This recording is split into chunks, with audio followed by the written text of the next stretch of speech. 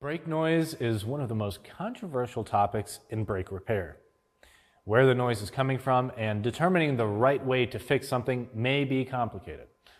However, the root cause is simple.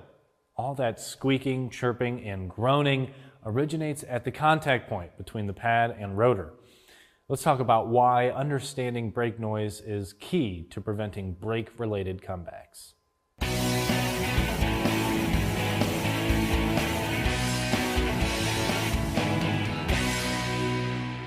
Understand where brake noise comes from, it's essential to grasp the mechanics of brake noise itself. It starts with something called force-coupled excitation. When the friction material makes contact with the rotor, it causes both components to vibrate. These vibrations can be influenced by variations in brake torque, which can lead to the creation of hot spots on the rotor, generating friction, coupling, and, you guessed it, brake noise. But how do we tackle this noise issue?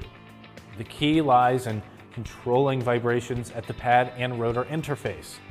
First, selecting a friction material that maintains consistent vibration across various environmental conditions, like temperature, can significantly reduce noise. Additionally, some friction materials leave behind a layer of material on the rotor surface, often referred to as a transfer film or seasoning. This layer can smooth out the rotor surface, further reducing excitation and noise. The actual finish of the rotor is crucial to maintain and inspect. Rotor machining aims to provide a smooth surface finish for the pads. This finish is described in terms of a microfinish, or RA factor, and is essential for transferring material for various types of friction materials. What about brake pad noise? Where does that come from? All brake pads must undergo a bed-in process with the rotor they'll be used against to maximize brake performance.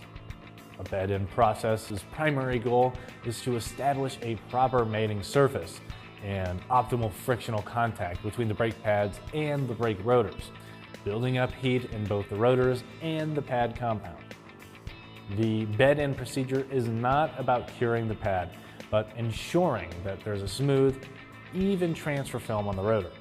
It's essential to follow the manufacturer's recommended procedures for bed-in processes. For more tire and service videos, don't forget to follow us on Instagram, Facebook, and YouTube.